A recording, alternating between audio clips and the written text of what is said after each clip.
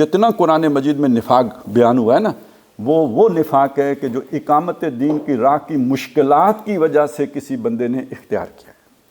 آیا تھا نیک نیتی سے آنے کے بعد جب اس کے سامنے مصائب آئے، یہ جو اس رستے میں جو مصیبتیں آتی ہیں، جب وہ آئیں تو وہ یو ٹرن کر گیا، پیچھے ہٹ گیا۔ اچھا، یہ جو پیچھے ہٹنا ہوتا ہے یہ اعلانیہ نہیں ہوتا، یہ ایسا تو نہیں ہوتا نا جیسے قبول ہے جی قبول ہے، نفاق قبول ہے ہاں قبول ہے، ایسا تو نہیں ہوتا۔ یہ اشہد ان لا الہ الا اللہ اشہد ان محمدن عبدہ و رسولہ کی طرح اشہد ان نفاقن تو نہیں ہوتا۔ یہ جو ہوتا ہے اندر ہی اندر ہوتا ہے، اوپر بندہ مسلمان ہی رہتا ہے، اندر سے چور ہو جاتا ہے۔ چور ہو جاتا ہے تو کرتا کیا، مصیبت آئی جان بچا لی۔ کسی نے پوچھا یار تو منہ موڑ گیا تھا، کیا ہوا؟ او جی میرے پیٹ میں درد ہو گیا تھا، عزت بچا لی۔ یہ نہیں کہا میں بزدل تھا، یہ نہیں کہا میں ڈر گیا، یہ نہیں کہے گا۔ اچھا یہ کہے کہ مجھ سے نہیں ہو سکتا تھا، اسے آپ کہیں گے ضعف ایمان، اسے نفاق نہیں کہیں گے۔ کمزور ایمان کے لوگ بھی ہوتے ہیں، حضور کے ساتھ بھی تھے۔ نبی صلی اللہ علیہ وسلم نے کبھی ان کو، جسے عام طور پہ لوگ ذلیل کرنا کہتے ہیں، اس طرح کا کبھی نہیں کیا، ان کو بھی حوصلہ دیا، ان کی غلطی پہ کبھی انہیں تانا نہیں دیا، باقیوں کو بھی منع کیا۔ لیکن نفاق کیا ہے؟ اپنی اس غلطی کو چھپانے کے لیے بندہ جھوٹ بولے۔ چھوٹی سی بات ہے، چلیں یہ آپ کا ایک اجتماع ہے، 4 دن کا اجتماع ہے، سردی ہے بڑی شدید، سفر بھی ہے، راولہ کوٹ سے پنڈی آنا بہرحال ایک کام ہے۔ اب ایک آدمی کے اندر اتنا ولولہ نہیں ہے، اتنی ہمت نہیں ہے، گھر کے بھی کام ہوتے ہیں نا، اور بھی ضرورتیں ہوتی ہیں، مقابلہ آ گیا یا نہیں آ گیا؟ اب فرض کریں ایک آدمی گھر کی کسی ضرورت کی وجہ سے نہیں آیا، اور وہ بتا دیتا ہے بھائی میں اس وجہ سے نہیں آ سکتا، مجبوری ہے، تو ٹھیک ہے، وہ اس کا اور اس کے اللہ کا معاملہ ہے۔ لیکن وہ اگر اس کو کوئی جھوٹا بہانہ بنا کے اپنی عزت بھی بچا لیتا، نہیں ہوں تو میں بڑا مجاہد، میں بڑا دلیر آدمی ہوں، میں کوئی کسی سے ڈرنے ورنے والا نہیں، لیکن یہ کہ اصل مسئلہ تو وہی ہو، اوپر سے اس نے کہہ دیا کہ وہ جی اصل میں ایسا ہو گیا تھا، یہ ہو گیا تھا، وہ ہو گیا، کوئی بہانہ بنا لیا، یہ جو جھوٹ جو ہی بولا تو اب اس میں نفاق کا بیج پڑ گیا۔ اور ایک اگر متحرک تحریک ہو، خود تحریک کے اوپر نفاق حملہ آور نہ ہو چکا ہو، تو یہاں تو روز مصیبتیں پڑتی رہتی ہیں، یہ سال میں ایک دفعہ تو یہ مصیبت نہیں آتی، یہاں تو روز مصیبت آتی ہے۔ آج یہ کام کرنا ہے تو آج وہ کام کرنا ہے، تو آج اس سے ٹکرانا ہے تو کل اس سے ٹکرانا ہے، تو یہاں تو روز یہ کام ہو رہا ہوتا ہے۔ تو کل پھر وہ نہیں آیا تو وہ پھر ایک اور بہانہ بنائے گا، 2 بہانے ہو گئے، 3 بہانے ہو گئے، آخر وہ خود ہی سوچے گا، کوئی اسے نہ بھی کہے، خود سوچے گا کہ یار یہ آخر کب تک میری بات کا یقین کریں گے، انہیں تو یقین ہی نہیں رہا ہوگا میرے اوپر۔ اب وہ یقین دلانے کے لیے جھوٹی قسم کھائے گا۔ یہ سیکنڈ سٹیپ ہو گیا۔ بات یہاں رکتی نہیں ہے، جسے قرآن نے مرض کہا ہے، مرض بڑھتا ہے، مرض ایک جگہ رک کے نہیں رہتا۔ اگلی سٹیج کیا ہوتی ہے؟ اگلی سٹیج یہ ہوتی ہے کہ جو لوگ مان لیتے ہیں نا بات، ان سے نفرت ہو جاتی ہے۔ آدمی سوچتا ہے یہ بھی نہ گیا ہوتا تو میری طرح ہم سب برابر ہوتے۔ دیکھیں نا، موسیٰ علیہ السلام نے کہا چلو لڑنے چلتے ہیں، ساری قوم نے کہا ہم نہیں لڑتے، تو کس کو الزام دیں گے؟ لیکن اگر 20 آدمی کھڑے ہو جاتے ہیں ہم لڑیں گے، تو باقیوں کو ان سے نفرت ہو جائے گی نا کہ یہ خود مریں گے ساتھ ہمیں بھی مروائیں گے، تو وہ مخلص کے جو قربانی دے رہے ہوتے ہیں ان سے چڑ ہو جاتی ہے۔ پھر بندہ کہتا ہے اے بڑا چاپلوس ہے، یہ ان کی ہر بات مان لیتا ہے، یہ نظم بالا کی کسی بات کو پس پشتی نہیں ڈالتا۔ سمجھ آ رہی ہے نا؟ تو یہ جب یہاں پہ پہنچ گیا نا، یہ ناقابل علاج ہو گیا۔ پہلے دونوں درجوں سے واپسی ہو سکتی ہے، لیکن اس درجے سے واپسی نہیں ہو سکتی۔ قرآن مجید میں اقامت دین کے مضمون کے ساتھ ہمیشہ جہاد کا مضمون آیا ہے، اور جہاد کے مضمون کے ساتھ نفاق کا مضمون ہے۔ ویسے میں آپ کو صرف اشارہ کر دوں، آپ کو پتہ ہے سورہ صف ہے جس کی آیتیں میں نے ابھی پڑھی، وہ اقامت دین کی صورت ہے، وہ سارا اس میں وہی بیان کیا گیا، پوری صورت اسی مضمون کے گرد گھومتی ہے۔ اس سے اگلی صورت ہے سورہ جمعہ، وہ قرآن مجید پر ہے ساری، تو وہ میں نے تعلق آپ کو بتا دیا۔ اقامت دین پر چلنے کے لیے ایک بندے کو جو تیاری درکار ہوتی ہے وہ ساری قرآن سے ملتی ہے۔ یہ دو ان کے آپس میں ربط ہو گیا۔ اگلی صورت کون سی ہے؟ منافقون۔ تو یہ 2 صورتوں جو سورہ صف سورہ جمعہ، ان دونوں کو جمع کریں جہاد بنتا ہے۔ اور اس جہاد سے بچنے کی کوشش کریں تو وہ نفاق کہلاتا ہے. لہذا اگلی صورت میں نفاق آ گیا. اور اس کا جو دوسرا رکوع ہے اس میں اصل میں یہ بتایا گیا ہے کہ نفاق سے بچنے کے لیے آپ کو کرنا کیا ہوگا.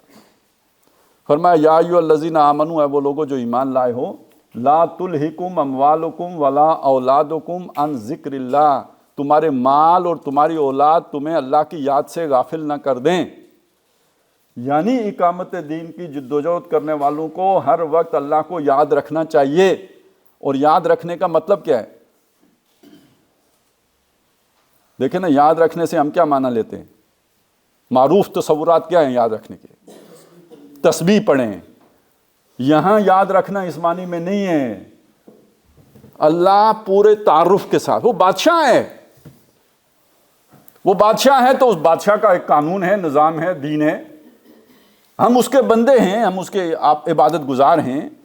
عبادت کو بھی ٹوٹل اوبیڈینس کے معنی میں لیجئے، جیسے کوئی رعایا اپنے بادشاہ کی عبادت کرتی ہے.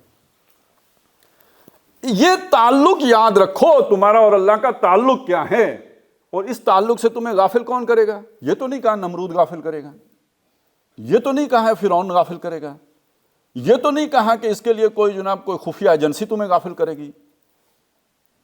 کون غافل کرے گا؟ تمہارے مال اور تمہاری اولاد غافل کرے گی. تو ویسے دیکھیں دنیا میں کسی کو ڈنڈے سے کسی کی چیز کی طرف راغب کرنا اتنا آسان نہیں ہوتا. بندہ ویسے بھی اس کے اندر بھی ایک اکڑ ہوتی ہے، اکڑ ہی جاتا ہے. بندہ کہتا ہے مر جاؤں گا، گردن کٹ جائے گی، جھکے گی نہیں. اور یہ محض غیرت میں بھی ہو جاتا ہے، کوئی ضروری نہیں کہ ایمانی ہو. لیکن محبت انسان کو بہت کمزور کر دیتی ہے، یہ اندر سے مارتی ہے. اور جس سے محبت ہو پھر اس کے لیے محنت ہوتی ہے، اس کے لیے قربانی ہوتی ہے. تو محبت اللہ سے ہوگی تو یہ ساری قربانیاں دو گے. محبت اولاد اور مال سے ہوگی تو پھر تو قربانیاں نہیں دے سکتے. اسی لیے پھر وہ تقابل آ گیا سورہ توبہ میں نا. اصل میں جو نبی صلی اللہ علیہ وسلم کی بھی تحریک ہے نا، اس میں جی بھی یہ جو صفائی کا عمل ہے یہ درجہ بدرجہ ہوتا رہا ہے. ایک صفائی ہوا جو حضور نے قرآن کے ذریعے سے کی، ایک صفائی ہوا جو جہاد کے ذریعے سے ہوئی ہے. اور وہ جو جہاد کے ذریعے سے صفائی ہوئی ہے اس کا نقطہ کمال ہے غزوہ تبوک. اور اس سے پہلے آپ کہہ لیجئے فتح مکہ، وہ بھی بہت مشکل مرحلہ تھا. لیکن یہ کہ بہرحال یہ جو سورہ توبہ کہہ لیجئے کلائمیکس ہے، وہ جو پورا قرآن مجید اس سارے پروسیس کو بیان کرتا ہے، اس کا کلائمیکس آ کے سورہ توبہ میں سامنے آتا ہے. وہاں پہ یہ بات بتائی کہ دیکھیں یہ تقابل اپنے دل میں خود کر لو. قُلْ إِنْ كَانَ آبَاؤُكُمْ وَأَبْنَاؤُكُمْ وَإِخْوَانُكُمْ وَأَزْوَاجُكُمْ وَعَشِيرَتُكُمْ وَأَمْوَالٌ اقْتَرَفْتُمُوهَا وَتِجَارَةٌ تَخْشَوْنَ كَسَادَهَا وَمَسَاكِنُ تَرْضَوْنَهَا. یہ 8 محبتیں ہو گئی ہیں. وہاں پہ تو صرف اولاد اور مال کا ذکر تھا نا، یہاں مال کو بھی کھولا، اولاد کو بھی کھولا. آباؤکم، تم بھی تو کسی کی اولاد ہو، تو وہ محبت دو طرفہ ہوتی ہے. تمہیں اگر انہیں تم سے ہے تو تمہیں بھی ان سے ہوگی.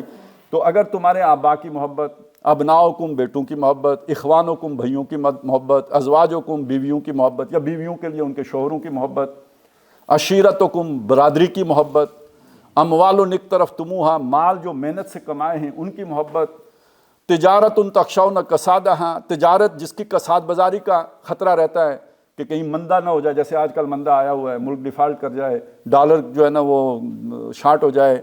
تو تجارت تخشون کسادہا ومساکن ترضونہا، مسکن کی جمع مساکن، گھر جہاں سکون کے لیے آدمی جاتا ہے.